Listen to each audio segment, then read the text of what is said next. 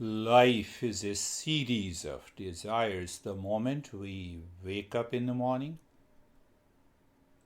until we retire to the bed, and even in the dream, unfulfilled desires enter during the dream. And these desires change from time to time in a different stage of my life. What I desire in the childhood is absent in the youth, is not required in the old age. So life is already prompted by these desires. And these desires changes at every stage in our life. One thing we have to be very clear, that desire cannot exist without knowledge. Means, if I don't have a knowledge of the car, how can I have a desire for car? Or pasta? Or anything? There is a desire inside. But that desire must have the knowledge of what I am seeking, what I am desiring. And that knowledge we get from the thought. I want pasta. I want to buy a car. You see that? It is a thought, and that thought contains a desire. So what is the thought? Thought is nothing but it is an object plus I. Thought I. Thought is nothing but is equal to object plus I am. I want to buy a car. Car is an object. And I is there. So I plus car is a thought.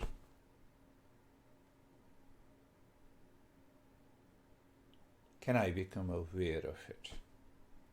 The journey of yoga and the meditation starts. If I'm not aware, then I may continue to thinking and propel millions of thoughts. So once we understand that thought is nothing but a combination, a sum of object plus I am. I am is always common. That I is common denominator plus any object. I want to buy a car. I want to eat pasta. I want to drive. I want to see a film.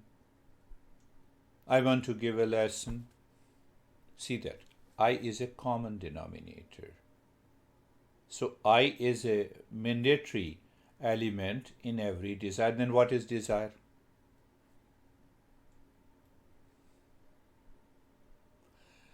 Desire is nothing but seeking something other than me.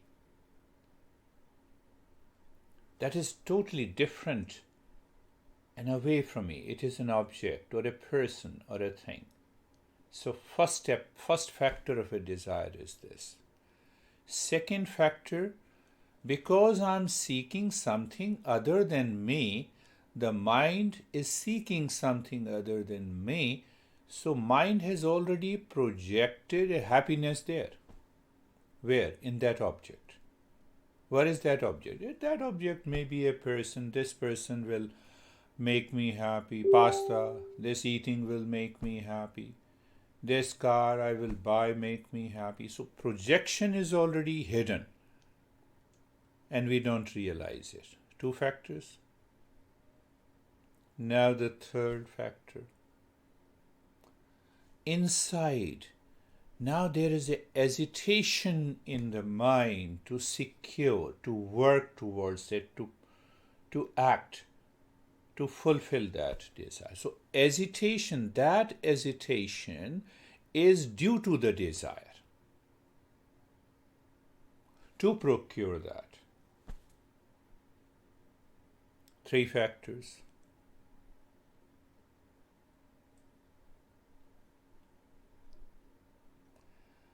And once these three factors is working on the mind is working on us, and we are led by the desires, we don't fulfill the desire leads.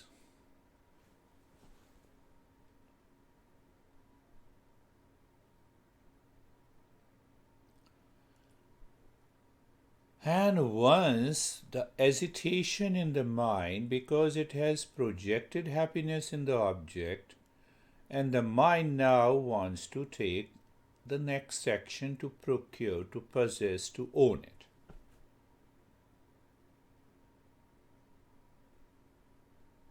Now you own it. So what happens? That hesitation in the mind drops. And you feel happiness or a pleasure as if that object has given you the happiness. The happiness is not there in the object, not in the pasta, not in the car. Show me. Find out. So my own happiness is revealed. But because the mind is running out, it has gone too far from my real nature, and it has gone to the object. So the mind claims the happiness lies in that object. But then what happens? The mind gets frustrated. After some time, that pleasure is gone, because pleasure is short-lived. So mind says, okay, try this again. And that is how the mind fools us. Our own mind fools us. It is very important to understand what our master says about the desire. Desire is the seed in the self, in my true nature. But that desire is the seed in my true nature looking to manifest, express itself in the world. So, desire to seek and search my true nature through yoga, meditation, mantra, and other stuff is the ultimate desire in life. The oldest text, Rig Veda, Kamastadagre, it says that desire, the primal seed and the germ of our true nature, but not that desire which is seeking something other than me, or means seeking some object or a person or a thing and projecting happiness. That mind which is projecting happiness and peace outside in any object and a thing will make us crazy. And that is why we are living a crazy life in a hurry, worry, and curry.